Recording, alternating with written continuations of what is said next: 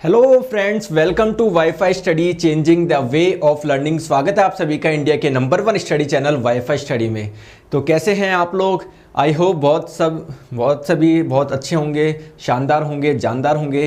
तो जैसा कि आप लोग जानते हैं 9:30 बजे हमारी क्लास होती है साइंस की, जिसमें हम लोग प्रैक्टिस सेट कर रहे हैं, जो कि आप लोग के एनटीपीसी एग्जाम के लिए बहुत इंपॉर्टेंट है। तो चलिए स्टार्ट करते हैं। और आप लोगों को यह भी पता है मैं 1 बजे और 4 बजे भी क्लास लेता हूं अनअकैडमी पर। दोस्तों 1 बजे क्लास हो रही है साइंस के 1000 मोस्ट एक्सपेक्टेड क्वेश्चन की सीरीज की। आप लोगों की क्लास लेके देखिए 1 PM एंड 4 PM। आप लोगों को शानदार मजा आएगा। बिल्कुल पोल के साथ में होता है। आप लोगों को आपकी रैंक भी पता पड़ेगी और आप लोगों को अपनी गलतियां भी पता पड़ेगी कि एग्जाम में क्या गलतियां करते हो। बिल्कुल एग्जाम में जैसा होता है उसी फॉर्मेट में आपके टेस्ट होते हैं। तो दोनों आप लोग जरूर अटेम्प्ट करा करो। मैं कमेंट में लिंक डाल देता हूं, लिंक के माध्यम से भी आप लोग आ सकते हो। बाकी आप लोग कैसे आ सकते हो? अनअकैडमी लर्निंग ऐप डाउनलोड करें, वहां पर मेरा नाम सर्च करें, नीरज जागीर, मुझे फॉलो कर ले। यहाँ पर स्पेशल क्लासेज में सी ऑल में आप लोग करोगे, मिल जाओगे। ये सभी क्लासेज जो होती है दोस्तों, एसएससी एग्जाम्स गोल सेलेक्ट कर लेना, वहां पर स्पेशल क्लासेज में आप लोगों को मिल जाएगा। ये ना सारी क्लास। अगर आप लोग कोई भी क्लास खोलोगे, अगर आप लोग नए यूजर हो तो पहले आप लोगों से कोड पूछा जाता है। तो एंटर कोड में डाल दीजिए आप लोग नीरज 11 और कर दीजिए अनलॉक। इससे आप लोग की सभी क्लासेज अनलॉक हो जाएगी। सारी क्लासेज आप लोग फ्री में देख सकते हो, जो भी स्पेशल क्लासेज है सभी टीचर्स की। ठीक है, चलिए तो गुड मॉर्निंग। चलिए स्टार्ट करें आज का प्रैक्टिस सेट 5। चलिए पहला क्वेश्चन आप लोगों की स्क्रीन पे आ रहा है। आंसर बताइए ग्रुप डी 2018 का। और अगर आवाज वगैरह परफेक्ट आ रही है तो एक बार थम्स अप करके बता दीजिए, ठीक है। चलिए स्टार्ट करते हैं। क्वेश्चन में आप लोगों से बोला जा रहा है कि what are the component of bronze. Bronze के कौन कौन से घटक हैं। यानी ये तो बात क्लियर है कि ब्रॉन्ज किसी एक एलिमेंट से मिलकर नहीं बना है। दोस्तों ब्रॉन्ज एक आपका अलॉय है। अलॉय बोले तो अलॉय को हिंदी में बोलते हैं मिश्र धातु। यानी ये आप लोगों का एटलीस्ट 2 या 2 से ज्यादा धातु मिलकर बनाया गया कंपोनेंट है। तो आप लोगों से क्वेश्चन में पूछा जाता है ब्रॉन्ज का, एक पूछा जाता है दोस्तों ब्रास का। तो अगर हम लोग बात करें ब्रास की, पीतल की, ये भी इंपॉर्टेंट है। तो आइए सबको मैं एक ही नजर में याद करवाता हूं आपको। देखिए यहां पर मैं कुछ आपको अलॉयज बता रहा हूं और यहां पर मैं उनके कंपोजिशन बता रहा हूं कि किस किस से मिलके बनी है, और कुछ यूजेस भी मैं बता रहा हूं। सबसे पहले बात करते हैं दोस्तों ब्रॉन्ज की। आप लोगों से क्वेश्चन में शायद ब्रॉन्ज ही पूछा गया है। तो ब्रॉन्ज में होता है कॉपर और टिन। आप लोग दोस्तों परसेंटेज भी ध्यान रखें, 88% कॉपर होता है, टिन होता है 12%। इसके यूज कहां पर होता है दोस्तों? मूर्तियां बनाने में, सिक्के बनाने में। इसके बाद में आप लोग का होता है ब्रास यानी पीतल। ब्रास में होता है आपका कॉपर और जिंक। कॉपर होता है 70%, जिंक होता है आपका 30%। तो ब्रास को भी आप लोग को पता है, घंटियां बनाने में, बर्तन बनाने में, मूर्तियां बनाने में इसका यूज है। और एक है आपका गन मेटल, ठीक है, एक है आपका गन मेटल। तो गन मेटल में क्या होता है? देखिए कॉपर तो होता ही है, इसमें टिन है, इसमें जिंक है, इसमें तीनों मिल जाते हैं। कॉपर भी हो जाता है, टिन भी हो जाता है, जिंक भी हो जाता है। तो तीनों आप लोग ध्यान रखिए दोस्तों, बहुत इंपॉर्टेंट आप लोगों का ये है। चलिए आ जाइए वापस क्वेश्चन पे चलते हैं। तो आंसर हमारा क्या होना चाहिए? तो अगर हम लोग बात करें ब्रास की, अगर पूछा जाता पीतल का, तो पीतल में होता है कॉपर और जिंक। और अगर हम लोग बात करें दोस्तों ब्रॉन्ज की, इसमें होता है कॉपर और टिन। तो राइट आंसर हो जाएगा कॉपर और tin, option number D. Option number D, ठीक है। ये आपका टिन का सिंबल होता है SN, ठीक है। तो कॉपर प्लस टिन आप लोगों का राइट आंसर हो जाएगा। चलते हैं नेक्स्ट क्वेश्चन आप लोगों की स्क्रीन पे। आंसर आप लोग बताइएगा। हाँ, कल शाम 4 बजे क्लास नहीं हुई थी दोस्तों, आज हो जाएगी, टेंशन मतलब। चलिए क्वेश्चन आप लोगों की स्क्रीन पे है। आंसर आप लोग बताइए। CH3 CH2 CH3 का IUPAC नेम क्या है? CH3 CH2 CH3 का IUPAC नेम क्या है? तो पहली बात तो ऑप्शन इतने सिंपल दे रखे हैं, प्रोपेन, ब्यूटेन, मीथेन, पेंटेन। तो आप लोगों को ज़्यादा दिमाग लगाने की जरूरत ही नहीं है। आप लोगों को पता है दोस्तों, जो मैथ होता है इसका मतलब 1 कार्बन होता है, एथ होता है इसका मतलब 2 कार्बन होता है, प्रोप का मतलब 3 कार्बन, आप लोगों का ब्यूट का मतलब 4, पेंटा का मतलब 5 कार्बन। तो कार्बन कितने देख रहे हैं? 1 2 3। तो आंसर कितना हो जाएगा? सिंपली प्रोपेन हो जाएगा। ऑप्शन नंबर ए आप लोग का राइट आंसर हो जाएगा, ठीक है। चलिए नेक्स्ट क्वेश्चन पे। चलिए नेक्स्ट क्वेश्चन आप लोगों की स्क्रीन पे। आंसर आप लोग बताइए। निम्नलिखित में से किस विटामिन में कोबाल्ट पाया जाता है? 4 ऑप्शन दिए हुए, किस में कोबाल्ट पाया जाता है, जल्दी से बताइए। तो कोबाल्ट जो पाया जाता है वो विटामिन B12 में पाया जाता है। राइट आंसर हो जाएगा ऑप्शन नंबर सी। और आप लोग ध्यान रखें, जो विटामिन B12 होता है इसका साइंटिफिक नेम क्या होता है? विटामिन B12 का होता है कोबालेमिन। तो इससे भी आप लोग याद रख सकते हो कोबालेमिन, यानी इसमें कोबाल्ट पाया जाता है। आप लोगों से पूछा जाता है कि B1 का साइंटिफिक नेम बताइए, B6 का बताइए, B9 का बताइए, और कई बार आप लोगों से गलती हो जाती है, तो उसको याद मैं यहीं पर करवा देता हूँ ट्रिक से। देखिए आप लोग इनको क्या करिए, सभी विटामिन को सजा दीजिए। आप लोगों को लगेगा टोटल 12 विटामिन है, टोटल 12 विटामिन नहीं होते, 8 ही होते हैं। क्यों नहीं होते? क्योंकि विटामिन B4 नाम का कोई चीज़ नहीं होती, विटामिन B4 नहीं होती, B8 नहीं होता, B10 नहीं होता, ठीक है, B10 नहीं होता और B11 नहीं होता। ध्यान रखिए, 4 नहीं होता, 8 नहीं होता, 10 नहीं होता, 11 नहीं होता, इनको सभी को सजा दो। आप लोग याद कैसे करेंगे इनके साइंटिफिक नेम? तो याद रखिए, एक लड़की है थारिनी, एक लड़की है थारिनी, लड़की का नाम क्या है? थारिनी। तो उसके पास में एक कोई कंबल वाली एक दुकान है जिसका नाम है पापी बाई, जिसका नाम है, उन आंटी का नाम है पापी बाई। तो इन्होंने क्या किया, थारिनी ने पापी बाई से नॉन फोल्डेबल 12 कंबल खरीदे। क्या मैं बोलना चाह रहा हूं? थारिनी ने पापी बाई से नॉन फोल्डेबल 12 कंबल खरीदे। तो दोस्तों थारिनी से हो जाएगा आप लोगों का थायमीन, थायमीन, राइबोफ्लोविन, थारिनी, इससे हो जाएगा नियासिन। किससे खरीदे? पापी बाई से। तो पै से हो जाएगा पेंटोनिक एसिड, पी से हो जाएगा पायरोडोक्सिन, बाई से हो जाएगा बायोटीन, और नॉन फोल्डेबल यानी विटामिन B9 हो जाएगा आप लोगों का फॉलिक एसिड। कितने कंबल? 12 कंबल खरीदे। तो विटामिन B12 का हो जाएगा कोबैलेमिन। ठीक है, तो एक बार देखोगे इजीली याद हो जाएगा, इससे कई क्वेश्चन पूछे जाते हैं, इसलिए मैंने आप लोगों को बताया। चलिए आंसर बताइए। ट्रिपल वैक्सीन, ये क्वेश्चन आरआरबी जेई 2019 में भी पूछा गया, सेम क्वेश्चन आरआरबी जेई 2019 में भी पूछा गया। आंसर बताइए। ट्रिपल वैक्सीन नवजात शिशु को निम्न में से किस रोग के खिलाफ प्रतिरोधक क्षमता प्रदान करती है? मतलब कोई वैक्सीन है, टीका है, ट्रिपल वैक्सीन क्यों बोल रहे हैं? क्योंकि 3 डिजीज से आप लोगों को बचाएगा। तो वो कौन सी डिजीज है आप लोगों को बताना है। ठीक है, तो देखिए whooping cough, tetanus, measles, whooping cough, tetanus, diphtheria, tetanus, diphtheria and smallpox, tetanus, typhoid and hepatitis. बताइए। तो राइट आंसर आप लोग का हो जाएगा whooping cough, tetanus, diphtheria, option number B. देखिए टीका कौन सा होता है? डीपीटी का टीका होता है। एक इसका होता है डीपीटी का टीका होता है जो आप लोगों को 3 बीमारी से बचाता है। तो 3 बीमारी कौन सी होगी? डी से आप लोग का हो जाएगा दोस्तों डिप्थेरिया, टी से हो जाएगा आपका टीटनेस, और आप अगर बात करें दोस्तों पी, तो पी से होता है आपका पर्टुसिस, पी से होता है आप लोगों का पर्टुसिस। आप लोग बोलेंगे पर्टुसिस तो ऑप्शन में है ही नहीं, आप लोग बोलेंगे दोस्तों पर्टुसिस तो ऑप्शन में है ही नहीं। पर्टुसिस को ही हम लोग क्या बोला जाता है? हुपिंग कफ बोला जाता है। पर्टुसिस को ही क्या बोला जाता है? हुपिंग कफ बोला जाता है। ये बीमारी है। और अगर आप लोगों से पूछे कि डिप्थेरिया, टीटनेस, हुपिंग कफ ये कैसे होती है बीमारी, तो ये तीनों जो बीमारी होती है वो जीवाणु से होती है, बैक्टीरिया से होती है, और इनके लिए एक ही वैक्सीन लगती है जो इन तीनों बीमारी से होने से बचाती है। कौन कौन सी? हुपिंग कफ हो जाएगी, जिसको पर्टुसिस, नाम याद रखो डीपीटी, डी से डिप्थेरिया, पी से पर्टुसिस, पर्टुसिस को ही क्या बोला जाता है? हुपिंग कफ बोला जाता है, और आपका टी से हो जाएगा टीटनस। ऑप्शन नंबर बी इसका करेक्ट आंसर हो जाएगा। चलिए आगे, चलिए नेक्स्ट क्वेश्चन आपके स्क्रीन पे बताइए। Leukaemia is a type of human disease that is, leukaemia क्या है दोस्तों? डिजीज का एक प्रकार है।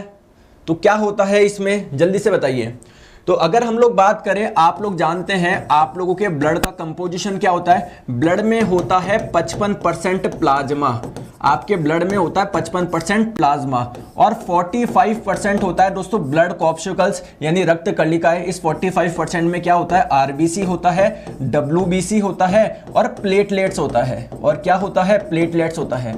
तो अगर हम लोग बात करें आरबीसी और डब्ल्यूबीसी के रेशो की, तो आरबीसी और डब्ल्यूबीसी का जो रेशो होता है वो 600:1 होता है। दोस्तों अगर डब्ल्यूबीसी का अमाउंट ज्यादा हो जाता है तो आप लोगों को डिजीज हो जाती है, जिसको हम लोग बोलते हैं ल्यूकेमिया। और ल्यूकेमिया क्या है? एक प्रकार का ब्लड कैंसर है। ये एक प्रकार का ब्लड कैंसर है। तो किसकी वजह से होता है? डब्ल्यूबीसी का अमाउंट जब ज्यादा हो जाता है। ठीक है, तो किससे रिलेटेड हो जाएगा? ये ऑप्शन नंबर ए इसका करेक्ट आंसर हो जाएगा। चले आगे, ठीक है। चलिए क्वेश्चन आपके स्क्रीन पे है, बताइए निम्नलिखित में से कौन सा एक वायरल रोग है जो मनुष्य में एक संक्रमित जानवर के काटने से फैलता है? बताइए कौन सी एक वायरल डिजीज है जो जानवरों के काटने से फैलती है? तो आप लोग सभी जानते हैं कुत्तों के काटने पर आप किसका इंजेक्शन लगता है, रेबीज का इंजेक्शन लगता है, नहीं लगता। तो रेबीज आप लोगों का राइट आंसर हो जाएगा। लेकिन ध्यान रखें, आप लोगों से पूछा जाता है रेबीज कौन से वायरस से होता है, तो ये एक वायरल डिजीज है और उस वायरस का नाम भी याद रखिए दोस्तों, लाइसे वायरस। इस वायरस का नाम है लाइसे वायरस। ये आपकी बॉडी में एंटर कैसे करता है, जो आवारा कुत्ते होते हैं, आवारा जानवर, उनके काटने से आपकी बॉडी में ये एंटर करता है। पहली बात तो ये। दूसरी बात दोस्तों, रेबीज का दूसरा नाम क्या है, रेबीज का दूसरा नाम होता है हाइड्रोफोबिया। इसको हाइड्रोफोबिया क्या बोला जाता है, क्योंकि जिनको ये डिजीज होती है उनको पानी से बहुत डर लगता है। क्लियर है क्या? तो इसको रेबीज को क्या बोला जाता है, हाइड्रोफोबिया भी बोला जाता है, ध्यान रखेंगे। तो राइट आंसर कौन सा हो जाएगा, ऑप्शन नंबर सी आप लोग का रेबीज। ठीक है, ऑप्शन नंबर सी। चले, अगर हम लोग बात करें हीमोफीलिया, तो हीमोफीलिया का एक क्वेश्चन आएगा आगे, तो अभी मैं डिस्कस नहीं करना चाहता। मम्स की बात करें तो ये आप लोगों का ये भी एक वायरल डिजीज है। चलते हैं नेक्स्ट क्वेश्चन पे, आंसर बताइए।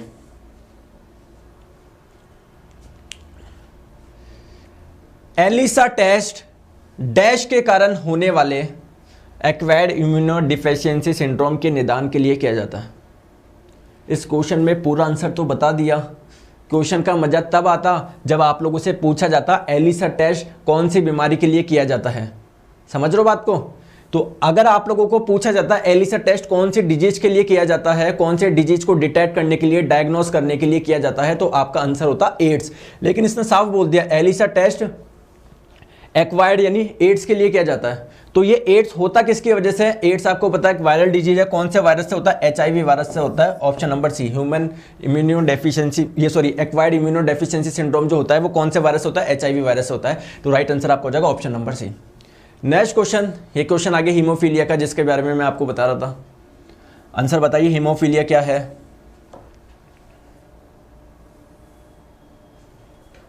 हीमोफीलिया क्या है? तो हीमोफीलिया क्या है? एक जेनेटिक डिजीज है। जेनेटिक डिजीज का मतलब क्या है? ये पेरेंट से आप में आती है।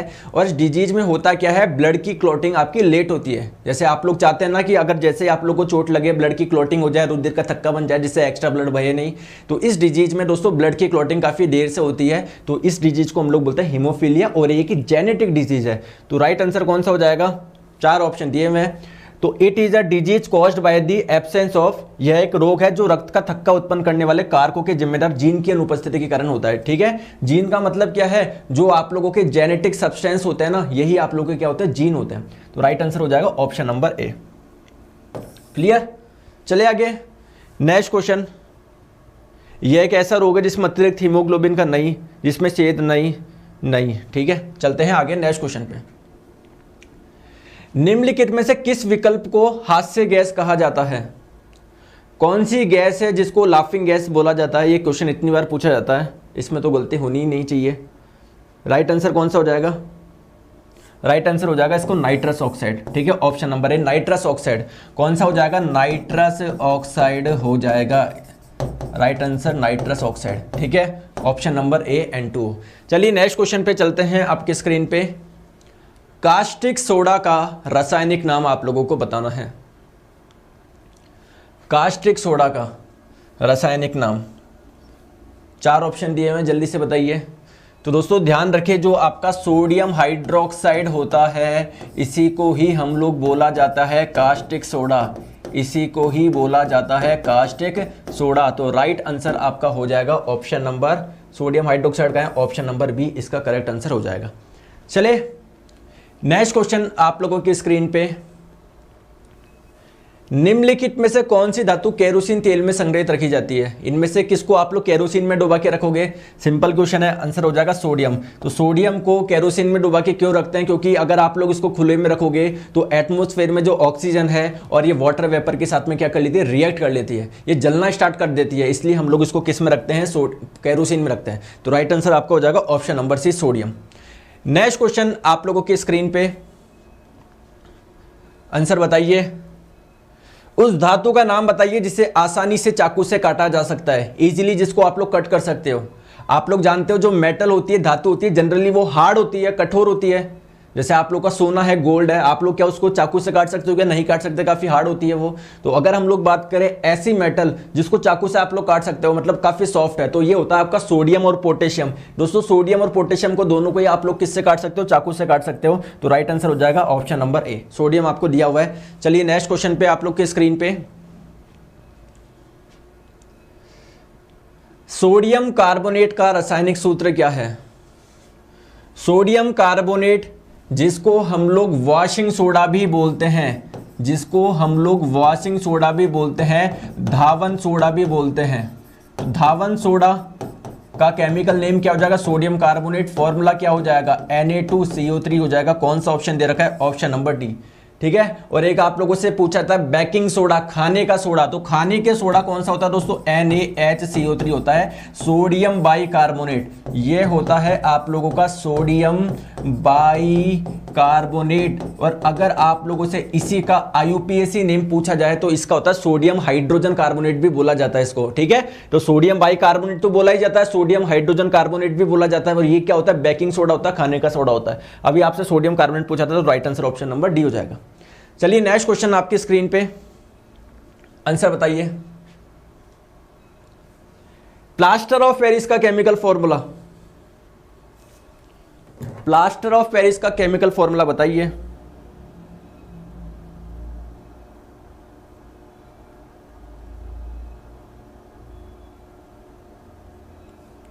बताइए। तो प्लास्टर ऑफ पेरिस का केमिकल फॉर्मूला क्या हो जाएगा? सिंपल सा है, कितनी बार हम लोग कर चुके हैं, CaSO4.2H2O। ये तो हो जाएगा इसका केमिकल फॉर्मूला। ध्यान रखिए, जब इसको गर्म करा जाता है, जब इसको बहुत ज्यादा हीट करा जाता है, तो इससे क्या निकल जाता है? वाटर निकल जाता है। इसको हम लोग बोलते हैं डिहाइड्रेशन यानी निर्जलीकरण। आप लोगों से यह भी पूछा जाता है, ये आपका जब प्लास्टर ऑफ पेरिस का डिहाइड्रेशन करोगे, निर्जलीकरण करोगे, तो क्या मिलता है? तो CaSO4.12H2O मिलता है। और इसी को हम लोग क्या बोलते हैं? जिप्सम बोलते हैं। इसी को क्या बोलते हैं? जिप्सम बोलते हैं। तो ये जो ऑप्शन नंबर डी आप लोगों को दिख रहा है, ये जिप्सम का फॉर्मूला है। आप लोगों से प्लास्टर ऑफ पेरिस का पूछा जा रहा है, तो right answer option number B हो जाएगा। क्लियर? चलिए आगे। चलिए नेक्स्ट क्वेश्चन आप लोगों की स्क्रीन पे, आंसर बताइए। ये क्वेश्चन बहुत ज्यादा इंपॉर्टेंट है। मैं आप लोगों को इसकी पूरी साइकिल्स बता दूंगा। इससे बहुत ज्यादा क्वेश्चन पूछे जाते हैं कि चूने का पानी, स्लैग्ड लाइम, कैल्शियम कार्बोनेट, क्या क्या होते हैं, सारा मैं आप लोगों को एक ही चार्ट में बता दूंगा। पहले आप लोग इसका आंसर बताइए, क्या हो सकता है इसका आंसर? चूने के पानी में कार्बन डाइऑक्साइड गैस प्रोवाइड करने पर, सबसे पहले हम लोगों को समझना पड़ेगा चूने का पानी होता क्या है, ऐसा किसके निर्माण के कारण होता है, उसका जो रंग होता है दूधिया हो जाता है, सफेद हो जाता है, इसके कारण क्या मतलब किसके कारण होता है, जल्दी से बताइए। तो क्वेश्चन तो आप लोग इसका आंसर सभी दे सकते हो, कैल्शियम कार्बोनेट CaCO3। लेकिन आइए इसका पूरा चार्ट समझते हैं। ठीक है, आ जाओ। देखो एक चार्ट समझो, बहुत इंपॉर्टेंट है, मैं फिर रिपीट कर रहा हूं, बहुत ज्यादा इंपॉर्टेंट है। देखो आपके पास में सबसे पहले होता है कैल्शियम ऑक्साइड। कैल्शियम ऑक्साइड को बोला जाता है क्विक लाइम, ये सिंपली इसको लाइम भी बोल सकते हो। तो अगर आप लोगों से पूछे लाइम क्या होता है, तो आपका आंसर होगा कैल्शियम ऑक्साइड। फॉर्मूला क्या है? CaO। और इसको क्या बोला जाता है? बिना भुजा हुआ चूना भी बोला जाता है। इसको क्या बोला जाता है? बिना भुजा हुआ चूना भी इसको बोला जाता है। चलिए सर, इसमें बात समझ में आ गई। दोस्तों जब आप लोग इसमें पानी डालते हो तो इससे हीट रिलीज होती है। आप लोग जब इसमें पानी डालते हो हीट रिलीज होती है और क्या बनता है? स्लैग्ड लाइम बनता है। और इसी को हम लोग बोलते हैं भुजा हुआ चूना। इसी को हम लोग बोलते हैं भुजा हुआ चूना। क्लियर? तो इसको आप लोग क्या, ये तो बिना भुजा हुआ चूना हो जाएगा, इसमें आपने डाल दिया पानी, तो इसको बोल देंगे भुजा हुआ चूना, स्लैग्ड लाइम, जिसका फॉर्मूला होता है CaOH का होल ट्वाइस। इसका नाम क्या हो जाएगा? Calcium hydroxide. और इसी को क्या बोला जाता है? चूने का पानी भी बोला जाता है। इसी को हम लोग बोलते हैं चूने का पानी। इसको बोल देंगे चूना, इसमें पानी डाल देंगे, इसको बोल देंगे चूने का पानी। जब इसमें कार्बन डाइऑक्साइड गैस प्रोवाइड करी जाती है तो कैल्शियम हाइड्रोक्साइड से किसका निर्माण होता है? कैल्शियम कार्बोनेट का होता है। इसी को हम लोग बोलते हैं लाइमस्टोन। ये होता है CaCO3 क्या होता है? Calcium carbonate. और इसका जो रंग होता है वो सफेद होता है। कारण क्या है? आप मतलब ये जो स्लैग्ड लाइम जो होता है, भुजा हुआ चूना होता है, इसमें कार्बन डाइऑक्साइड प्रोवाइड करने पर जो आपको मिल रहा है उसका रंग दूधिया क्यों है? क्योंकि किसका निर्माण हो गया? लाइमस्टोन का हो गया, कैल्शियम कार्बोनेट का हो गया। जो आपका मार्बल होता है ना वो CaCO3 होता है आपका।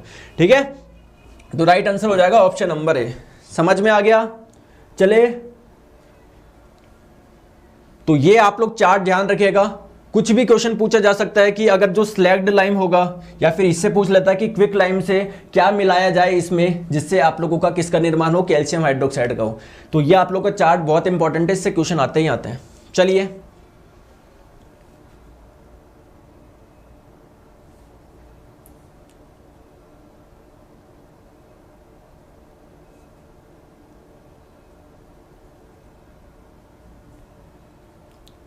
क्वेश्चन आपके स्क्रीन पे जल्दी से बताइए।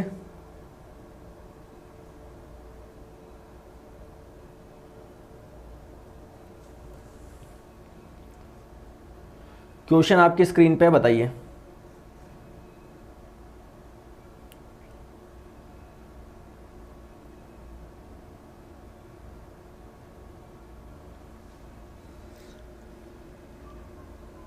बताइए। अमलगम बनाने के लिए आवश्यक एक महत्वपूर्ण धातु है। देखिए अमलगम क्या होता है, आप लोगों को पता होगा जब दांतों में फिलिंग होती है, एक आप लोगों ने देखा होगा चमकीला चमकीला चांदी से। तो अमलगम क्या होता है दोस्तों, ये एक मिक्सचर होता है। और मिक्सचर क्या होता है, जब मरकरी में, पारे में आप लोग कोई मेटल मिलाओगे तो ये आपका जो मिक्सचर बनता है इसको हम लोग बोलते हैं अमलगम। अमलगम क्या होता है दोस्तों, जैसे आप लोगों को पता है दांतों की फिलिंग में क्या होता है, वहां पर मरकरी में क्या मिलाया जाता है, चांदी मिलाया जाता है। ऐसे मरकरी में कोई मेटल मिलाओगे तो जो मिक्सचर बनता है उसको बोलते हैं अमलगम। तो राइट आंसर कौन सा हो जाएगा, मरकरी में मिलाया जाता है, ऑप्शन नंबर बी। क्लियर। कुछ जना बोल रहा है कैल्शियम प्लास्टर ऑफ पेरिस वाला, क्या गलती होगी प्लास्टर ऑफ पेरिस में। प्लास्टर ऑफ पेरिस का रासायनिक सूत्र क्या है, ऑप्शन नंबर, अच्छा आई एम रियली सॉरी दोस्तों मैंने उल्टा लिख दिया। देखो आई एम रियली सॉरी मैंने उल्टा लिख दिया। तो क्या हो जाएगा आप लोगों का CaSO4.2H2O, ये हो जाएगा आप लोग का जिप्सम। ठीक है, तो प्लास्टर ऑफ पेरिस का कौन सा हो जाएगा आंसर, ऑप्शन नंबर डी हो जाएगा। ये तो हो जाएगा आपका जिप्सम। जब इसको गर्म करते हो, जब इसका निर्जलीकरण होता है तो आपका CaSO4.2H2O बनता है। मैंने उल्टा लिख दिया, सॉरी। तो ये आप लोग का हो जाएगा प्लास्टर ऑफ पेरिस। तो राइट आंसर आपका हो जाएगा option number D. Clear, option number D इसका करेक्ट आंसर हो जाएगा। इसको सही कर लेना, CaSO4.2H2O आपका जिप्सम का होता है। ठीक है, चलो आगे नेक्स्ट क्वेश्चन पे चलते हैं। आपकी स्क्रीन पे आंसर बताइए।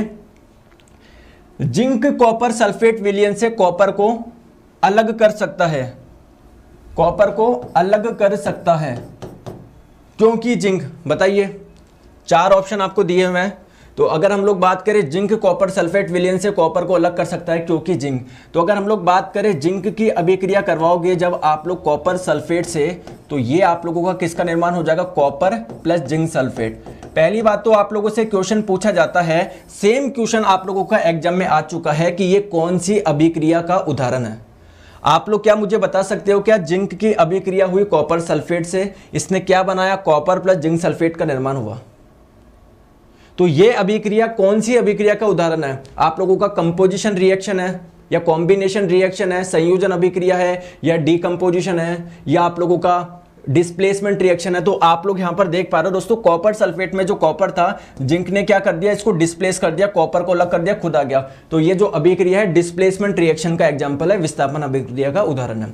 लेकिन अभी आप लोगों से ये नहीं पूछा कि कौन सी अभिक्रिया का उदाहरण है, आप लोगों से पूछा जा रहा है जिंक कॉपर सल्फेट विलयन से कॉपर को अलग कर सकता है। ठीक है, तो ये जिंक क्या कर रहा है, कॉपर सल्फेट में से इस कॉपर को अलग कर दिया। क्यों कर दिया, क्योंकि दोस्तों जिंक क्या होता है, कॉपर से ज्यादा रिएक्टिव होता है। तो राइट आंसर कौन सा हो जाएगा, is more reactive than copper, option number C इसका करेक्ट आंसर हो जाएगा। ठीक है, और एक क्वेश्चन और आया था रेलवे में, मैंने आप लोगों को 1 बजे वाली क्लास में करवाया था। बोला जाता है कि जब जिंक सल्फेट की अभिक्रिया, जब जिंक सल्फेट की अभिक्रिया कॉपर से करवाते हो तो क्या होगा, बताओ किसको आंसर याद है। मैंने एक क्वेश्चन करवाया था, जब कॉपर की अभिक्रिया जिंक सल्फेट से करवाते हो तो क्या होता है, क्या प्रोडक्ट बनता है। यहां पर आंसर क्या आएगा जरा मुझे बताइए, प्रोडक्ट का नाम कोई बता सकते हैं क्या, उत्पाद का नाम, जब आप लोग जिंक सल्फेट की अभिक्रिया कॉपर से करवाओगे, बताओ यहां पर क्या आएगा, जल्दी से मुझे बताइए। इस जगह क्या आएगा, अगर आप लोगों से पूछा जाए जिंक सल्फेट की अभिक्रिया, ये रेलवे में आ चुका है और मैंने क्वेश्चन करवाया भी था अनअकैडमी की स्पेशल क्लास में 1 बजे, आप भी लिया करो, 1000 मोस्ट एक्सपेक्टेड क्वेश्चंस करवा रहा हूं मैं वहां पर। तो जिंक सल्फेट की अभिक्रिया जब कॉपर से करवाओगे तो प्रोडक्ट में क्या मिलेगा, उत्पाद में क्या मिलेगा, बताओ। कुछ नहीं होगा, बहुत बढ़िया दोस्तों, नो रिएक्शन, कोई रिएक्शन नहीं होगी, नो रिएक्शन। इसका कारण क्या है, क्योंकि आपको पता है जिंक ज्यादा रिएक्टिव है। तो क्या कॉपर को आने देगा, क्या नहीं आने देगा? जिंक आप लोग का जिंक सल्फेट ही बना रहेगा, ठीक है, कॉपर इसका कुछ भी बिगाड़ नहीं पाएगा।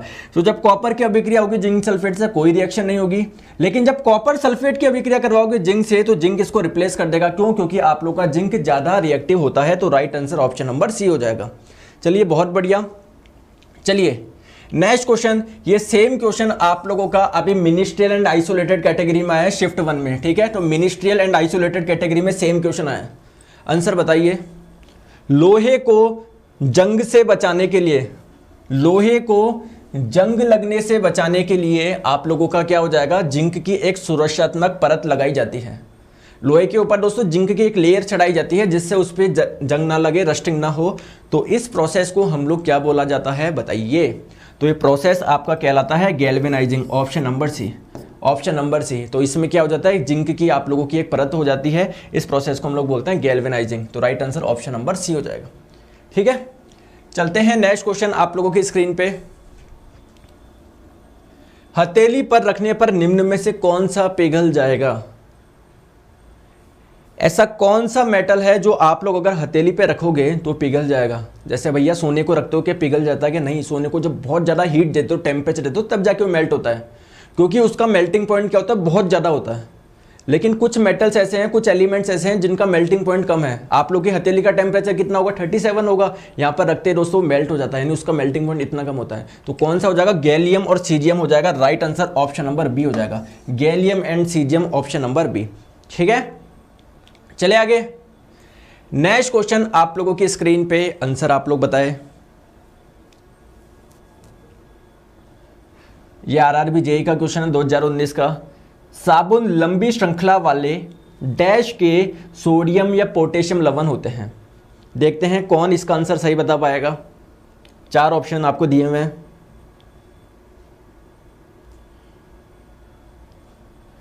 चार ऑप्शन दिए हुए हैं, एल्कोहल, एस्टर, एल्डिहाइड या आप लोगों का कार्बोक्सिलिक एसिड। सही आंसर क्या होगा बताइए? तो राइट आंसर इसका हो जाएगा कार्बोक्सिलिक एसिड। देखो इसको समझो, मैंने पूरा क्लास में भी समझाया था। होता क्या है साबुन दोस्तों, जो आपका फैटी एसिड होता है ना, जो आपका फैटी एसिड होता है, जब आप लोग इसको गर्म करोगे सोडियम हाइड्रोक्साइड या पोटेशियम हाइड्रोक्साइड, तो आप लोगों को क्या मिलता है? पोटेशियम, आप लोगों का जो फैटी एसिड होता है ना, इसके सोडियम लवण मिलेंगे, फैटी एसिड के सोडियम लवण मिलेंगे या फैटी एसिड के पोटेशियम लवण मिलेंगे। इसी को ही हम लोग क्या बोलते हैं? सोप बोलते हैं, साबुन बोलते हैं। तो आप लोग बोलेंगे कि भैया यहां तो ऑप्शन में फैटी एसिड आना चाहिए था एक, ठीक है, क्योंकि आप लोगों ने बोला है फैटी एसिड के सोडियम या पोटेशियम लवण को ही हम लोग क्या बोलते हैं? साबुन बोलते हैं। तो फैटी एसिड तो है ही नहीं ऑप्शन में। तो आइए इसको समझते हैं। तो देखिए जो मैंने आप लोगों को थ्योरी पढ़ाई थी, मैं वही वाली स्लाइड लेकर आया हूं आपके सामने। तो पहले इस क्वेश्चन का आंसर आप लोग देखिए, ऑप्शन नंबर डी आएगा। नहीं समझ में आया और साथ में एक क्वेश्चन और देख लीजिए, फिर इन दोनों का सॉल्यूशन मैं एक साथ बताता हूं। देखते हैं कितने जने बता पाते हैं। आंसर बताइए। Which of the following is a by product of soap? मतलब जब सोप का निर्माण होगा इसके साथ में एक प्रोडक्ट और कौन सा बनेगा? को प्रोडक्ट कर लो, को प्रोडक्ट ज्यादा बड़ा है, ज्यादा अच्छा है। सह उत्पाद कौन सा है? इसके साथ में और किसका निर्माण होता है बताइए? तो राइट आंसर बताइए कौन सा हो जाएगा? तो राइट आंसर अभी देखते हैं क्या होगा। ऑप्शन नंबर सी हो जाएगा। कैसे होगा आइए इसको समझते हैं। देखो इधर आओ। अगर हम लोग बात करें सोप की, साबुन की, होता क्या है? तो मैंने आप लोगों को बताया जो फैटी एसिड होते हैं, वसीय अम्ल, जब आप लोग इसको सोडियम हाइड्रोक्साइड या पोटेशियम हाइड्रोक्साइड की उपस्थिति में जब गर्म करा जाता है तो क्या मिलता है? फैटी एसिड के सोडियम लवण मिलेंगे, अगर आप लोग सोडियम हाइड्रोक्साइड के साथ में गर्म कर रहे हो।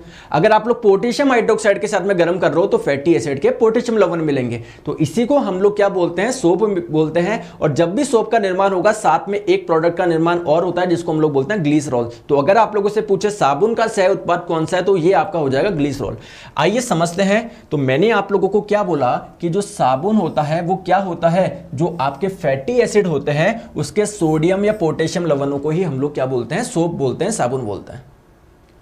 अब आप लोगों के ये फैटी एसिड क्या है? बहुत जनों को तो ये नहीं समझ में आ रहा होगा कि सर ये फैटी एसिड क्या है। तो फ्रेंड्स फैटी एसिड क्या है? एक लंबी कार्बन की श्रृंखला है। CH3 CH2 CH2 CH2 CH2 एक लंबी कार्बन की श्रृंखला है जिसमें क्या पाया जाता है? कार्बोक्सिलिक ग्रुप पाया जाता है। मैंने आप लोगों को क्या बताया, फैटी एसिड एक लंबी कार्बन की श्रृंखला है। देखिए आप लोगों के साबुन के निर्माण के लिए दीर्घ श्रृंखला यानी 10 से 18 वाले कार्बन परमाणु युक्त वसीय अम्लों को किसके साथ में गर्म करेंगे, सोडियम हाइड्रोक्साइड या पोटेशियम हाइड्रोक्साइड के साथ में। लेकिन पहले आप लोगों को यह पता होना चाहिए फैटी एसिड होता क्या है। फैटी एसिड एक लंबी कार्बन की श्रृंखला है जिसमें क्या पाया जाता है, कार्बोक्सिल ग्रुप पाया जाता है। और कार्बोक्सिल ग्रुप क्या होता है, COOH। ये R क्या है, कार्बन की श्रृंखला, कितने भी कार्बन हो सकते हैं, 2 4 5 10 15 कितने भी हो सकते हैं। तो जिसमें ये पाया जाता है उसको हम लोग बोलेंगे फैटी एसिड। क्लियर। तो अब आप यहां पर देखिए, जब आप लोग फैटी एसिड को, जब आप लोग वसीय अम्ल को गर्म कर रहे हो किसकी उपस्थिति में, सोडियम हाइड्रोक्साइड की उपस्थिति में, तो आप लोगों को क्या मिल रहा है, फैटी एसिड के सोडियम लवण मिल रहे हैं और इसी को हम लोग बोलते हैं सोप। और सोप के साथ में दोस्तों किसका निर्माण हो रहा है, ग्लिसरॉल का निर्माण हो रहा है। अब आप लोगों का एक क्वेश्चन आएगा कि दोस्तों आप लोग सोडियम हाइड्रोक्साइड के साथ में गर्म करें, पोटेशियम हाइड्रोक्साइड के साथ में गर्म करें। तो अगर आप लोग सोडियम हाइड्रोक्साइड के साथ में गर्म कर रहे हैं तो आपको फैटी एसिड के सोडियम लवण मिलेंगे और इसको हम लोग बोलते हैं कठोर साबुन। और अगर आप लोग फैटी एसिड को पोटेशियम हाइड्रोक्साइड के साथ में गर्म कर रहे हैं तो आप लोग को फैटी एसिड के पोटेशियम लवण मिलेंगे। तो वसीय अम्लों के पोटेशियम लवणों को ही हम लोग क्या बोलते हैं, सॉफ्ट सोप बोलते हैं। ठीक है, तो चलिए आ जाइए क्वेश्चन पे चलते हैं। तो 2 क्वेश्चन हम लोगों ने देखे थे, दोनों को अब सॉल्व करते हैं। ये इतना डिटेल में क्यों बताया, क्योंकि इससे क्वेश्चन पूछे ही जाते हैं। तो अगर आप लोगों से पूछे साबुन का सह उत्पाद क्या है, तो साबुन के साथ में किसका निर्माण हो रहा है, ग्लिसरॉल का निर्माण हो रहा है। Right answer option number C आ जाएगा। अब उस क्वेश्चन पे चलते हैं, साबुन लंबी श्रृंखला वाले फैटी एसिड आना चाहिए, लेकिन फैटी एसिड तो ऑप्शन में नहीं है। तो आपको पता है फैटी एसिड क्या होता है, जिसमें कार्बोक्सिलिक एसिड ग्रुप पाया जाता है। तो right answer option number D हो जाएगा। ठीक है, चलिए आगे, बहुत बढ़िया। चलिए नेक्स्ट क्वेश्चन पे चलते हैं आप लोगों की स्क्रीन पे। ये देखिए, ये पूरी की पूरी थ्योरी वाली क्लास है, तो सारे क्वेश्चन आपके थ्योरी वाली क्लास से बनते हैं। चलिए आंसर बताइए। नेक्स्ट क्वेश्चन आप लोगों की स्क्रीन पे, सैचुरेटेड हाइड्रोकार्बन को क्या बोलोगे, सैचुरेटेड हाइड्रोकार्बन को आप लोग क्या बोलोगे, कमेंट करके बताइए। 4 ऑप्शन आपको दिए हुए हैं। तो देखिए हाइड्रोकार्बन क्या होते हैं, ऐसे कंपाउंड जो कार्बन और हाइड्रोजन से मिलकर बना होते हैं। जैसे आप लोग का CH4, ये जो मीथेन है ये आपका हाइड्रोकार्बन है क्या, बिल्कुल है, क्योंकि कार्बन और हाइड्रोजन से मिलकर बना होता है। तो ये आपके हाइड्रोकार्बन 3 प्रकार के होता है। एक होता है आप लोगों का एल्कीन, एक होता है एल्कीन, एक होता है आपका एल्काइन। तो अगर बात करें एल्केन क्या होता है, जिसमें सिंगल बॉन्ड होते हैं उनको एल्केन बोलते हैं, जिसमें डबल बॉन्ड होते हैं उसको एल्कीन बोलते हैं, जिसमें ट्रिपल बॉन्ड होते हैं उसको एल्काइन बोलते हैं। सैचुरेटेड हाइड्रोकार्बन क्या होता है, जिसमें सिंगल बॉन्ड होते हैं, जिसमें सिंगल बॉन्ड होते हैं। तो आपका चाहे जितने भी एल्केन होंगे, मेथेन, एथेन, प्रोपेन, ब्यूटेन, इन सभी में क्या होंगे, सिंगल बॉन्ड होंगे। तो ये आपका एल्केन क्या हो जाएगा, राइट आंसर हो जाएगा। इसमें सभी में क्या होते हैं, सिंगल बॉन्ड होते हैं और जितने भी एल्केन से सारे के सारे सैचुरेटेड होंगे। Right answer option number A हो जाएगा। नेक्स्ट क्वेश्चन आपके स्क्रीन पे, एथेनोइक एसिड का साधारण नाम क्या है, एथेनोइक एसिड का साधारण नाम क्या है। मतलब जो एथेनोइक एसिड है दोस्तों, ये एक आपका IUPAC नेम है किसी कंपाउंड का। तो इसी का आप लोगों को नॉर्मल आप लोगों को नेम बताना, जनरल नेम बताना है। तो आपका जो एसिटिक एसिड होता है CH3COOH, इसी का ही IUPAC नेम क्या होता है, एथेनोइक एसिड होता है। तो राइट आंसर आपका हो जाएगा ऑप्शन नंबर डी। ठीक है, ये क्वेश्चन पूछा गया था ग्रुप डी 2018 में। नेक्स्ट क्वेश्चन आप लोगों की स्क्रीन पे, निम्नलिखित में से कौन सा अम्ल लाल चींटियों में उपस्थित होता है, चींटियों में कौन सा एसिड उपस्थित होता है। 4 आप लोगों को आंसर दिए हुए हैं, बताइए। क्वेश्चन आपके स्क्रीन पे। तो राइट आंसर इसका हो जाएगा दोस्तों formic acid, option number A. और ध्यान रखिए फॉर्मिक एसिड को एक नाम से और जाना जाता है मेथेनोइक एसिड, या मेथेनोइक अम्ल भी आप लोग इसको बोल सकते हो। तो अगर फॉर्मिक एसिड ऑप्शन में नहीं दिखे तो मेथेनोइक एसिड आप लोग लगा सकते हो। नेक्स्ट बात करते हैं, ये ऑक्जेलिक एसिड कहां पर पाया जाता है। तो दोस्तों ये पाया जाता है टमाटर में, ये पाया जाता है टमाटर में, ध्यान रखेंगे। क्लियर। अगर आप लोगों से मैलिक एसिड पूछे ये कहां पर पाया जाता है, तो ये पाया जाता है दोस्तों एप्पल में, सेब में पाया जाता है, अंगूर में पाया जाता है। और ये आपका जो टैनिक एसिड कुछ प्लांट्स में पाया जाता है। तो ये 3 याद रखिए, formic acid, oxalic acid, malic acid. बहुत पूछा जाता है। तो ऑक्जेलिक एसिड पाया जाता है टमाटर में, आपका मैलिक एसिड पाया जाता है एप्पल में, अंगूर में, और आप लोग का फॉर्मिक एसिड जिसको मेथेनोइक एसिड भी बोला जाता है, ये चींटी के डंक में पाया जाता है। तो right answer option number A. चलिए आगे, चलिए नेक्स्ट क्वेश्चन आपके स्क्रीन पे, बहुत सिंपल क्वेश्चन है। आपको एक इक्वेशन दी हुई है, समीकरण दिया हुआ है, क्या बोला जा रहा है, Cu प्लस ऑक्सीजन, मतलब कॉपर और ऑक्सीजन मिलकर किसका निर्माण कर रहे हैं, कॉपर ऑक्साइड का निर्माण कर रहे हैं। तो ये कौन सी अभिक्रिया का उदाहरण है बताइए, कौन सी रिएक्शन का एग्जाम्पल है, which type of reaction this is. तो देखिए दो चीज जुड़ के एक सिंगल चीज में कन्वर्ट हो रही ना। देखो आपके पास में रिएक्टेंट अभिकारक कितने थे, दो, दोनों अभिक्रिया करके एक सिंगल प्रोडक्ट में कन्वर्ट हो गए। तो ये अभिक्रिया कौन सी, कॉम्बिनेशन रिएक्शन है। तो जब आप लोगों के रिएक्टेंट अभिकारक मिलके एक सिंगल प्रोडक्ट में कन्वर्ट हो जाए तो ऐसी रिएक्शन को बोलते हैं कॉम्बिनेशन रिएक्शन, एडिशन रिएक्शन बोल सकते हो, संयोजक अभिक्रिया जिसको हिंदी में बोला जाता है। तो right answer option number B हो जाएगा। ठीक है,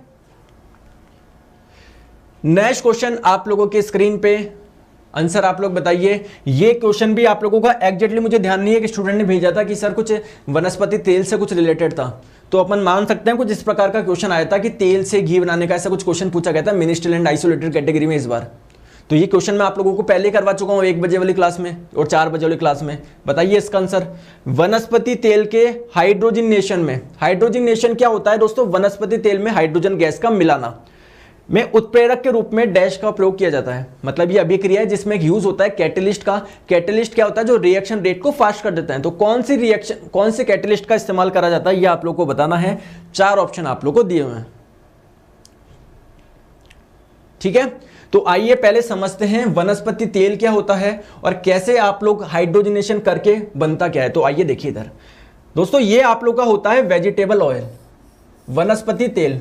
तो जब वेजिटेबल ऑयल में हाइड्रोजन गैस मिलाओगे इस प्रक्रिया को बोलते हैं हाइड्रोजनेशन। हाइड्रोजनेशन क्या होता है, जिसमें हाइड्रोजन गैस मिलाई जाती है। तो जब वेजिटेबल ऑयल में हाइड्रोजन गैस मिलाओगे तो दोस्तों क्या बन जाएगा, घी का निर्माण हो जाएगा। अब सबसे पहला क्वेश्चन तो ये है कि ऑयल में और घी में डिफरेंस क्या है। देखिए जो आपका ऑयल होता है वो आपका अनसैचुरेटेड हाइड्रोकार्बन होता है। अनसैचुरेटेड हाइड्रोकार्बन का मतलब क्या है, जिसमें सारे सिंगल बॉन्ड ना हो। जिसमें सारे सिंगल बॉन्ड होते हैं वो कहलाता है सैचुरेटेड हाइड्रोकार्बन, संतृप्त हाइड्रोकार्बन। क्या ये आप लोगों को सैचुरेटेड दिख रहा है क्या, नहीं, इसमें डबल बॉन्ड है ना, तो इसको हम लोग बोलेंगे अनसैचुरेटेड हाइड्रोकार्बन। तो जब इसका हाइड्रोजनेशन होगा, और ये कौन से कैटेलिस्ट की उपस्थिति में होता है, निकल की उपस्थिति में होता है। तो यहां पर देखिए जो आपको कंपाउंड बना, सारा का सारा जो बॉन्ड है वो सिंगल बॉन्ड है, यानी ये पूरा का पूरा हाइड्रोकार्बन सैचुरेटेड हाइड्रोकार्बन है। तो अगर आप लोगों से पूछे घी में और ऑयल में क्या डिफरेंस है, तो ऑयल आपका अनसैचुरेटेड होता है, असंतृप्त होता है, घी आपका सैचुरेटेड होता है। और इस अभिक्रिया में कौन से कैटेलिस्ट का इस्तेमाल करा जाता है, निकल का करा जाता है। Right answer option number B हो जाएगा। चले आगे, सर मेरा नाम बोल दो ना प्लीज। कीशु सेन जी आपका नाम बोल दिया, अब आपको पढ़ने की जरूरत नहीं है ना, आपका नाम बोल दिया गया है यहाँ पर। अब आप लोगों को बिल्कुल भी पढ़ने की जरूरत नहीं है, आराम से मस्त रहो, एग्जाम में जाओ। अगर आप लोगों से पूछे घर वाले कि भाई सिलेक्शन क्यों नहीं, बोले मेरा नाम ले लिया सर ने, इतना ही काफ़ी है। तो यहाँ पर नाम लेने से कुछ भी नहीं होता, पढ़ने से होता है। मेरा नाम ले लो, मेरा ये ले लो, जब काम करोगे नाम अपने आप हो जाएगा। चलो आ जाओ, आंसर बताइए। ग्लिसरॉल को डैश के साथ मिलाने पर लिपिड बनते हैं। लिपिड क्या होते हैं, ध्यान रखें, लिपिड होते हैं आप लोग के फैट को ही हम लोग बोलते हैं लिपिड। बताइए, तो ये मैंने आप लोगों को बताया भी था डाइजेस्टिव सिस्टम में जब हम लोगों ने पढ़ा था, या आप लोगों को ध्यान नहीं है तो ध्यान रखिए दोस्तों। जब भी आप लोगों का फैट टूटता है, जब भी वसा आपका टूटता है, फैट किस में टूटता है, आपके फैटी एसिड में प्लस ग्लिसरॉल में।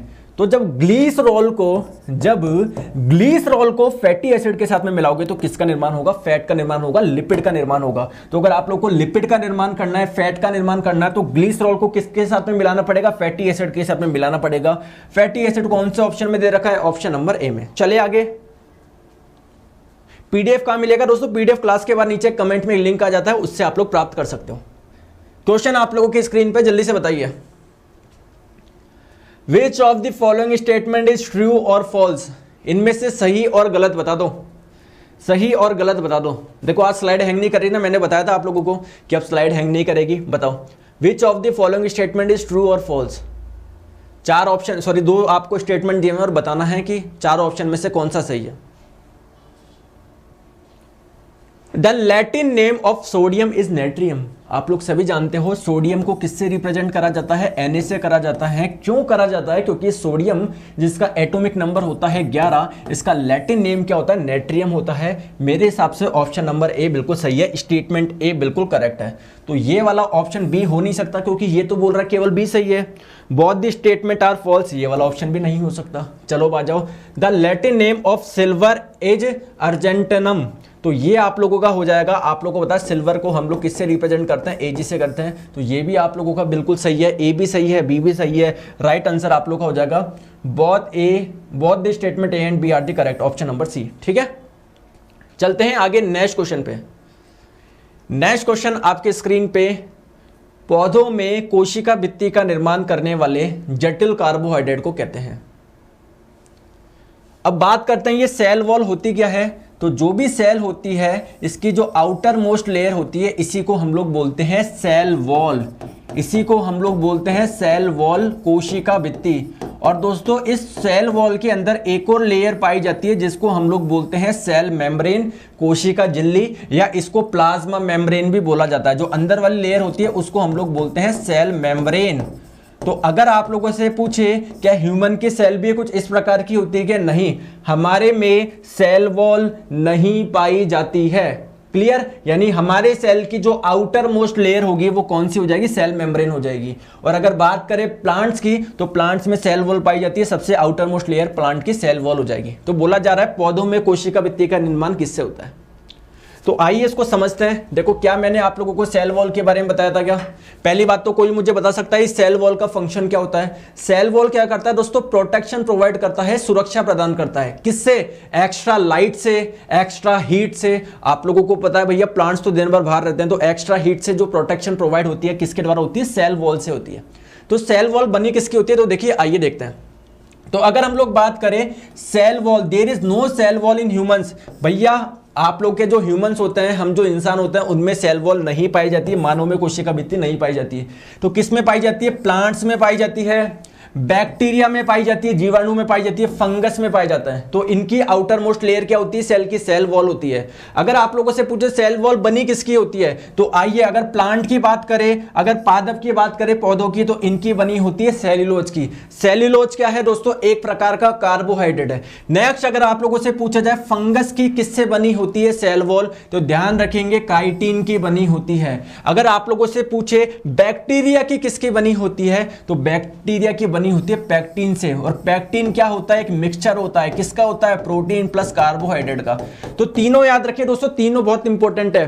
प्लांट की पूछे तो सेल्यूलोज की, अगर आप लोगों से फंगस की पूछे सेल वॉल किसकी बनी होती है? काइटिन की। और अगर आप लोगों से बैक्टीरिया की पूछे तो राइट आंसर आपका हो जाएगा पैक्टिन। चलिए दोस्तों क्वेश्चन पे चलते हैं वापस। क्वेश्चन में किसका पूछा गया था? पौधों में, तो किसकी? सेल्यूलोज की बनी थी। Right answer option number B. चलिए आगे, चलिए नेक्स्ट क्वेश्चन आप लोगों की स्क्रीन पे, आंसर आप लोग बताइए। आरआरबी एलपी 2018 क्वेश्चन आपकी स्क्रीन पे। What is a tissue? Tissue क्या होता है? तो दोस्तों जो सिमिलर ग्रुप ऑफ सेल्स होते हैं ना, सेल के समूह को ही हम लोग क्या बोलते हैं? टिश्यू बोलते हैं, उत्तक बोलते हैं। तो सेल मिलके किसका निर्माण करते हैं? टिश्यू का निर्माण करते हैं। टिश्यू मिलके किसके निर्माण करते हैं? ऑर्गन का निर्माण करते हैं, अंग का निर्माण करते हैं। और ऑर्गन मिलके किसका निर्माण करते हैं? सिस्टम का निर्माण करते हैं, तंत्र का निर्माण करते हैं। जैसे आपका digestive system, respiratory system, skeletal system, nervous system. और जब सारे सिस्टम मिल जाएंगे तो पूरी बॉडी का निर्माण हो जाएगा। तो टिश्यू के निर्माण में क्या होंगे? जो सिमिलर, मतलब एक प्रकार के जो सेल होंगे ना, जिनका फंक्शन एक जैसा होगा, जिनका स्ट्रक्चर एक जैसा होगा, वो निर्माण करते हैं टिश्यू का। तो राइट आंसर कौन सा हो जाएगा? वे कोशिका जो मूल रूप से दिखने में और कार्य करने में समान होती है। Right answer option number D हो जाएगा। चले, जो आप लोग का जिनका स्ट्रक्चर भी एक जैसा होता है, जिनका फंक्शन भी एक जैसा होता है, राइट आंसर हो जाएगा option number D. Next question आप लोगों की स्क्रीन पे, dash is the largest group of animals. जंतुओं का सबसे बड़ा समूह कौन सा है? तो जंतुओं के सबसे बड़े समूह का मतलब क्या है? देखिए आप लोगों को पता है बहुत सारे एनिमल्स पाए जाते हैं, इनको हम लोग क्लासिफाई करते हैं डिफरेंट फाइलम में। ऑर्थोपोडा आपने सुना होगा, मोलस्का सुना होगा। तो इनमें से सबसे बड़ा फाइलम कौन सा है? सबसे बड़ा ग्रुप कौन सा है?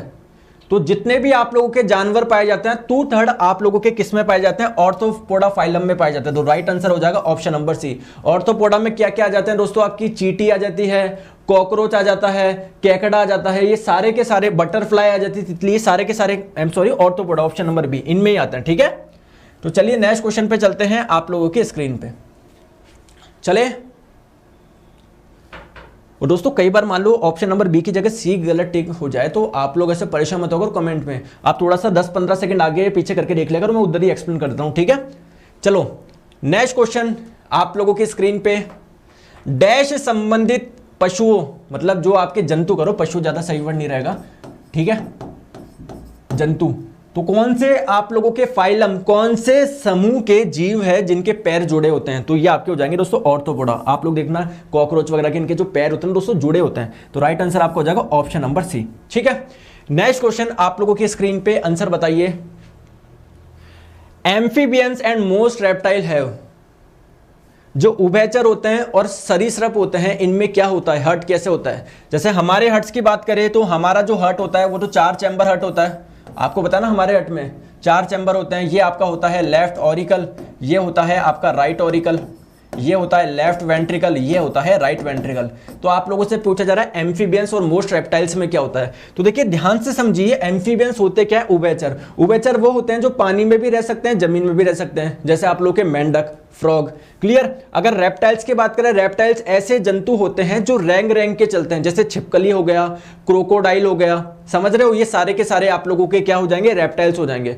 तो आइए समझते हैं। देखिए जितने भी जंतु हैं उनको हम लोग 2 पार्ट में क्लासिफाई कर सकते हैं, ध्यान से समझिएगा।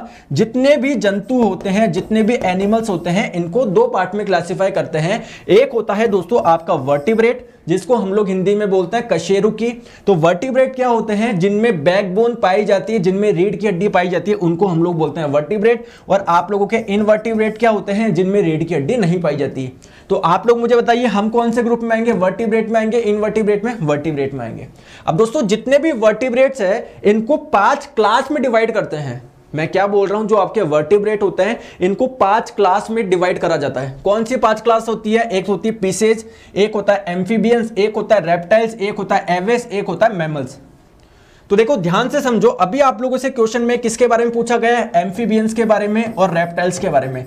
तो आइए दोस्तों इनमें वो देखिए आप लोग, वो देखो डिफरेंस देखो।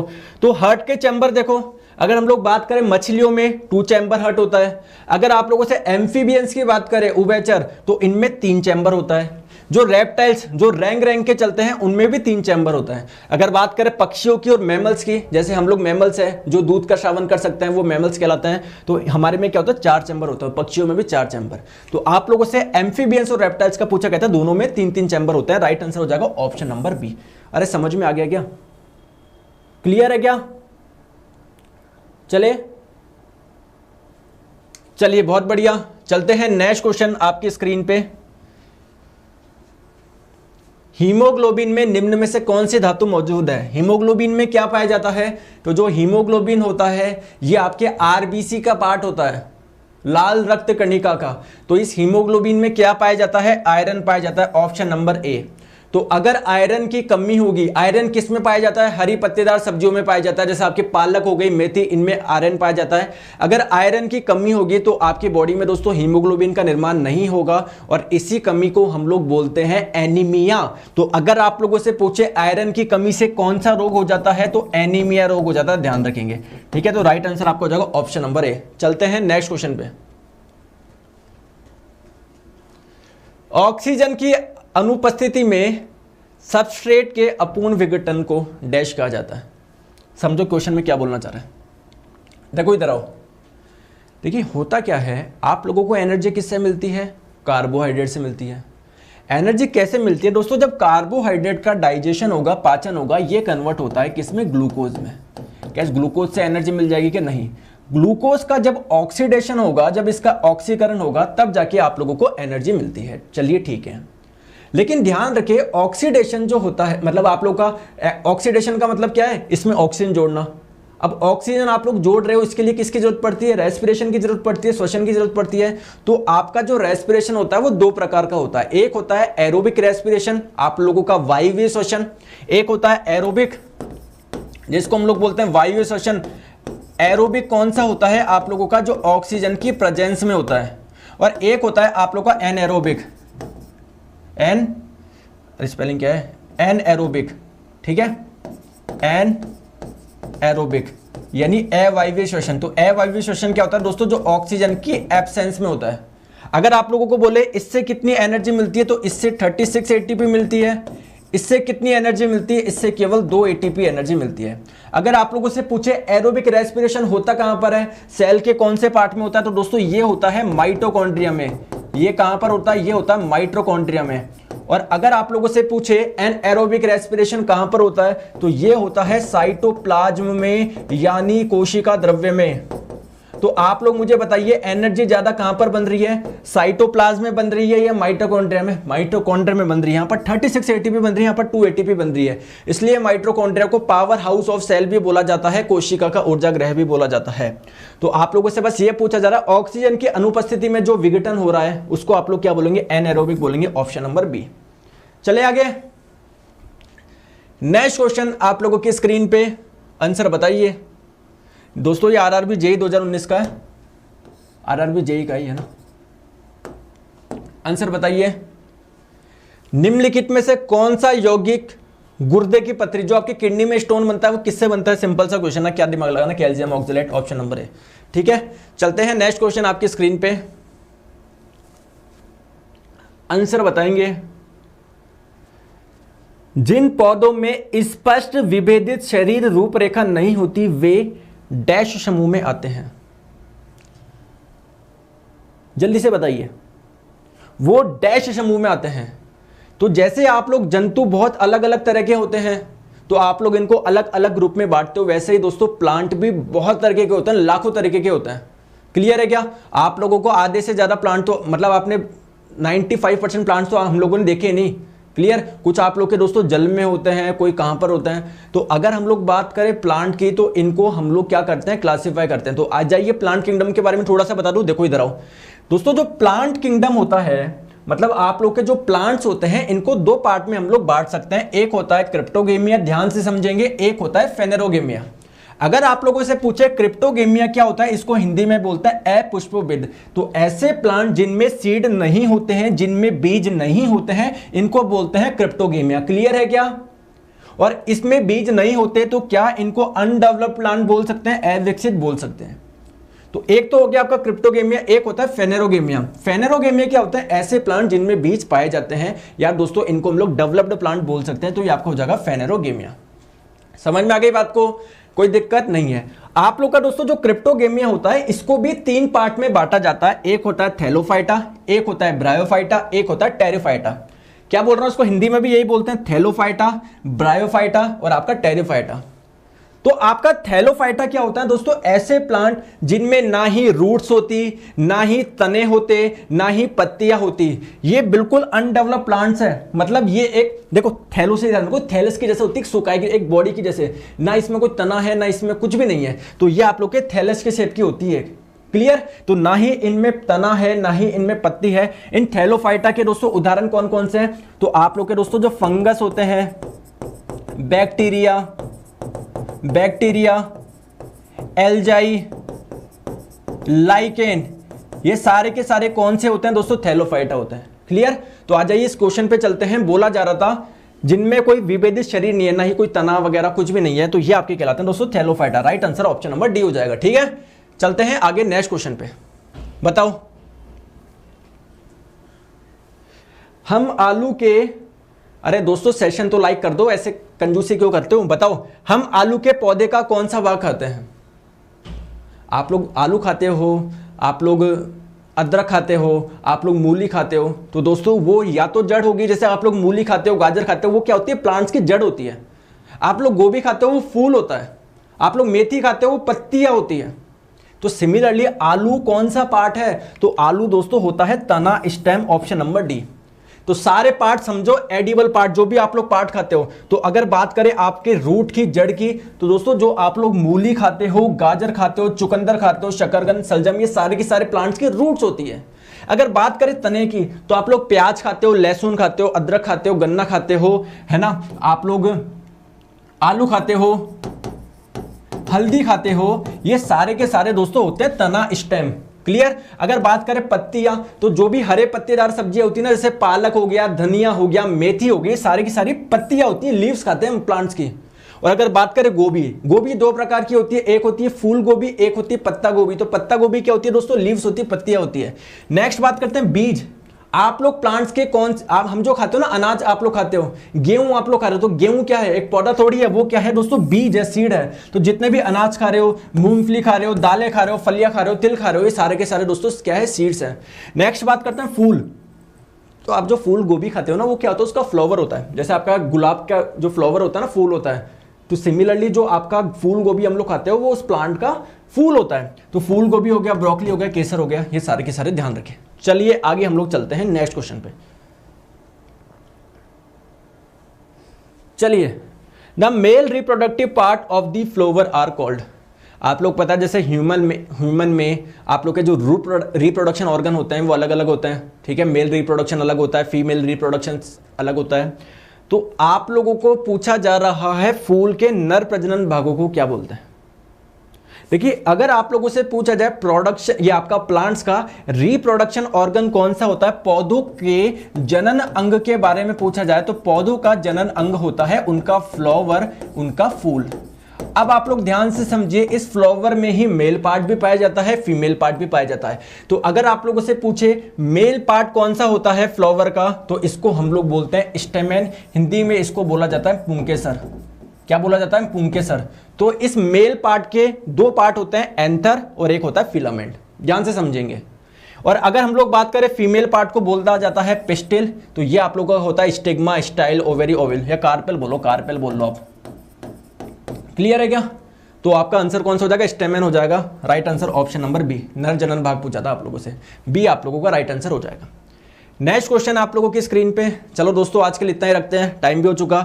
तो डेली 1 PM पे दोस्तों क्लास मिस मत करो। अनअकैडमी पे आता हूं 1000 साइंस के मोस्ट एक्सपेक्टेड क्वेश्चन करा रहा हूं, क्लास लेके देखो, मजा आ जाएगा आपको। डेली 1 PM पे होता है और शाम को 4 बजे होता है। शाम को 4 बजे मैं आपको चैप्टर वाइज MCQ करवाता हूं। जैसे बायोलॉजी के पहले डाइजेस्टिव सिस्टम के करा दिए, फिर हम लोगों ने दोस्तों स्केलेटल सिस्टम के कर लिए, एक्सक्रीटरी सिस्टम के कर लिए, डिजीज के कर लिए, और आज करेंगे हम लोग एंडोक्राइन सिस्टम, अंतःस्रावी तंत्र का। क्लियर है क्या। ब्रोकली क्या होता है दोस्तों, जो आपकी विदेशी जो आप लोग खाते हो ना, वो हरी हरी सी नहीं आती कि ब्रोकली जो पिज्जा में डली होती है हरी हरी सी, वो ब्रोकली होती है आपकी। ठीक है, तो आज के लिए इतना रखते हैं दोस्तों। ये क्लास मिस मत करो, सिलेक्शन लेना है तो 10-11 नंबर का सवाल है। आप लोग मजाक समझ रहे हो, और साइंस आप लोग को समझने से आएगी, और समझोगे, रिलेट करोगे, हर क्वेश्चन आप लोगों का बनेगा। क्लियर। तो ये क्लासेस कहां पर मिलेगी, अनअकैडमी में मेरे प्रोफाइल को फॉलो कर लो। यहां पर स्पेशल क्लासेस में सी ऑल कर लेना, सारी क्लास दिख जाएगी। देखो, गोल सेलेक्ट कर लेना, SSC एग्जाम स्पेशल क्लास बिल्कुल फ्री है, कोई पैसा नहीं है। तो अगर आप लोग कोई क्लास खोलोगे, यहां पर कोई भी क्लास खोलोगे, तो आप लोगों से कोड पूछा जाएगा, इनवाइट कोड। तो मैंने आपको इनवाइट किया है, तो डालो नीरज 11, और आप लोग को जैसे नीरज 11 डाल के आप अनलॉक कर दोगे, जितने भी स्पेशल क्लासेज है सारी आप लोग फ्री में देख पाओगे, सभी टीचर्स की। अनलॉक कर लो नीरज 11 लगा के। ठीक है, बताओ दोस्तों, मजा आया नहीं आया।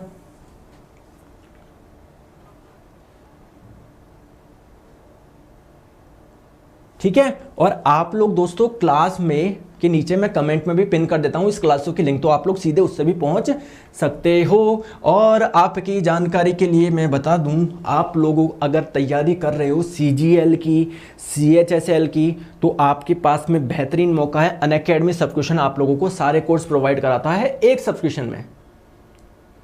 दोस्तों यहां पर आपको मिलता है कंप्लीट कोर्स, सारे कोर्स, चाहे मैथ्स के हो, रीजनिंग के हो, CGL, CHSL, सारे कोर्स आपको एक सब्सक्रिप्शन में मिलते हैं। अनलिमिटेड एक्सेस है आपको। यहाँ पर टेट सीरीज में मिलती है, अलग से पैसे देने की जरूरत नहीं है, और हर क्लास की PDF वगैरह मिलती है। बेस्ट टेट सीरीज है अनअकैडमी की। यहाँ पर आप लोग देखो, जितने भी बैचेस चल रहे हैं, CGL, CHSL, सारे बैच आपको मिल जाएंगे, और नए बैच भी स्टार्ट हो चुके हैं CHSL के। सारे बैचेस आप लोग को मिल जाएंगे एक सब्सक्रिप्शन पे। आप इंडिविजुअल कोर्स के लिए भी जा सकते हैं, जैसे मेरे साइंस के कोर्स हैं, वो भी आप लोग को मिल जाएंगे। इंग्लिश के आपको देखना है, मैथ्स के देखना है, तो वाईफाई स्टडी के सभी एडुकेटर की क्लास तो मिलेगी ही मिलेगी। इसके अलावा इंडिया में जितने भी टीचर्स पढ़ा रहे हैं सभी की क्लास मिल जाएगी। तो आज ही SSC एग्जाम्स का सब्सक्रिप्शन ले, यहाँ पर ऑप्शन आ जाएगा। 24 महीने के लिए जाइए, क्यों, क्योंकि 31 तारीख से प्राइस हाइक हो रहा है। 24 महीने का है, 7200 का। रेफरल कोड पूछेगा, डालो नीरज 11, या तो लगा हुआ आएगा, नहीं लगा हुआ है तो दोस्तों मिटान के डालो नीरज 11, अप्लाई करो। कितने का पड़ जाएगा, 6480 रुपए का पड़ जाएगा। और दोस्तों 31 से प्राइस हाइक हो रहा है, तो यहां पर सभी quizzes, mock test, courses, basis का आप लोग एक्सेस ले सकते हो। 31 तारीख से प्राइस हाइक हो रहा है। चले, is this helpful for CHSL? बिल्कुल ही आप लोग के साइंस में दोस्तों जो मैं क्वेश्चन करा रहा हूं वो तो NTPC को तो करवा ही रहा हूं, लेकिन साइंस बिल्कुल सेम होती है, चाहे CGL हो CHSL हो, सबके लिए आप लोग प्रिपेयर कर सकते हो। और बताओ सर PDF कहाँ मिलती है? PDF क्लास के बाद में 20 मिनट बाद में क्लास के नीचे कमेंट में एक लिंक पिन हो जाती है, वहां पर लिखा होगा PDF लिंक, तो आप लोग जब उसको खोलोगे तो आप लोगों को PDF मिल जाएगी। ठीक है,